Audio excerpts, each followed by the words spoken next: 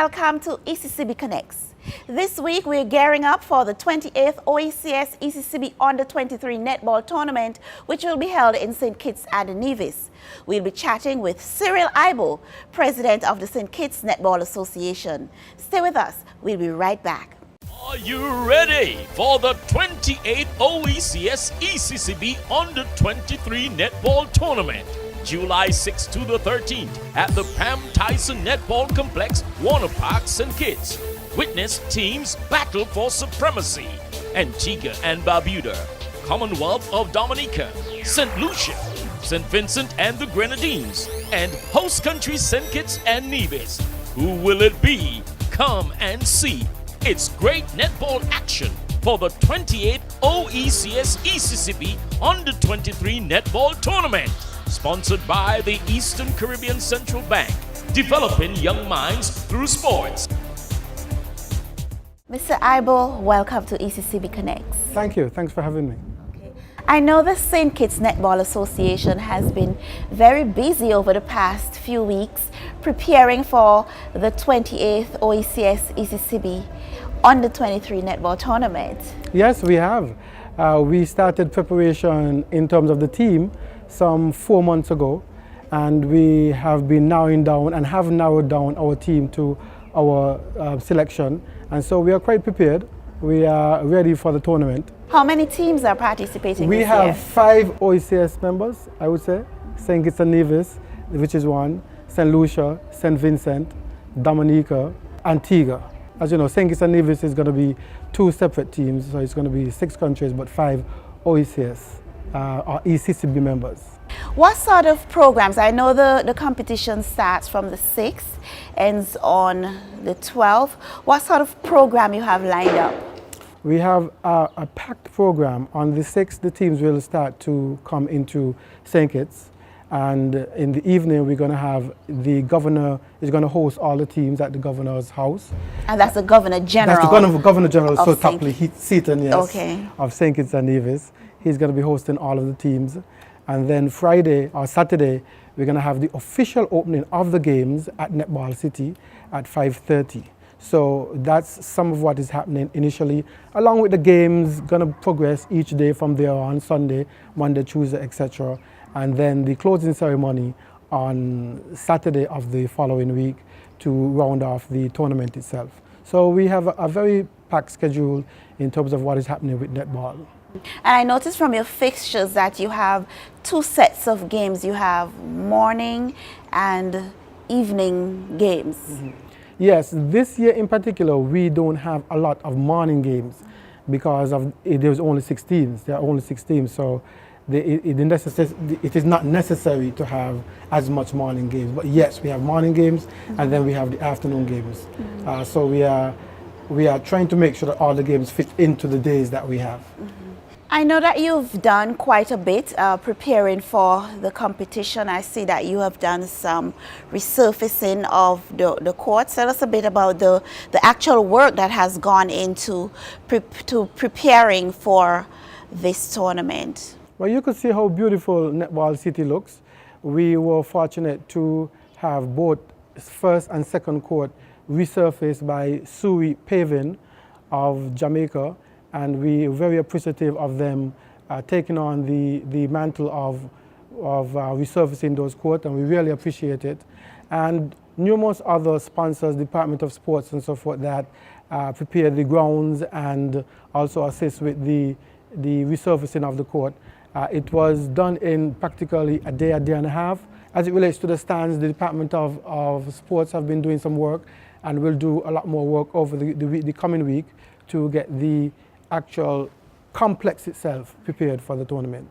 So in terms of your overall readiness, because the games start on the 6th, Friday, in terms of your overall readiness, how do you feel about that? We're ready to win the tournament. We're absolutely ready to win the tournament. Mm-hmm. Our shooters are sharp and ready. Mm-hmm. We have chef knives waiting for the other teams. All right, in our shooters. So we are waiting for them to come. I'm pretty sure that our team will give a good display, and we will be able to dethrone the defending champions for this tournament. In terms of your preparation, I mean, you mentioned some government agencies that are assisting. However, it's a tournament that involves a lot of work, a lot of pieces together. Who are the other agencies and individuals who are working with you? I know you would have to have volunteers and all of that. Well, of course, you have the two main sponsors, which is the OECS and ECCB. This tournament is a very important tournament for the young women of the region. We cannot underestimate the importance of this tournament. We want ECCB and OECS to continue having this tournament for its vitality, and we hope that it will continue and get bigger and bigger, even though we're in the 28th year. We hope that it gets bigger and bigger. As it relates to other sponsors, we're talking about the Department of Sports, we're talking about National Bank, who have come on board and do some things with us. They are providing 2 digital clocks, which are going to enhance the actual game.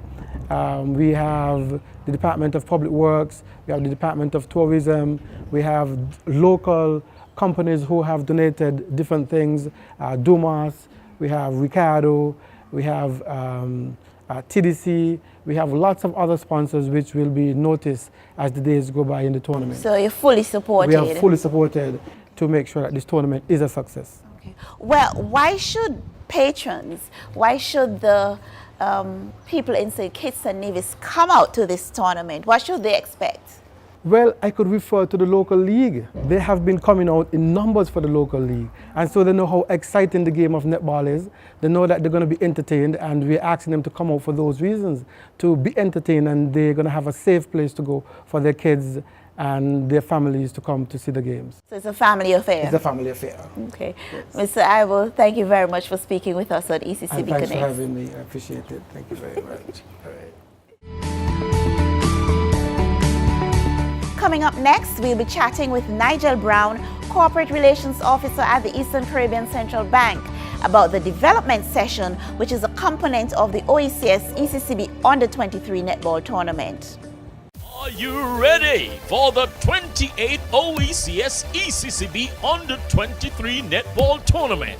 July 6th to the 13th at the Pam Tyson Netball Complex, Warner Park, St Kitts. Witness teams battle for supremacy. Antigua and Barbuda, Commonwealth of Dominica, St. Lucia, St. Vincent and the Grenadines, and host country St. Kitts and Nevis. Who will it be? Come and see. It's great netball action for the 28th OECS ECCB Under-23 Netball Tournament. Sponsored by the Eastern Caribbean Central Bank, developing young minds through sports. Nigel, it's good to have you on ECCB Connect. Thank you. The OECS ECCB Under-23 Netball Tournament is all about developing young minds through sports.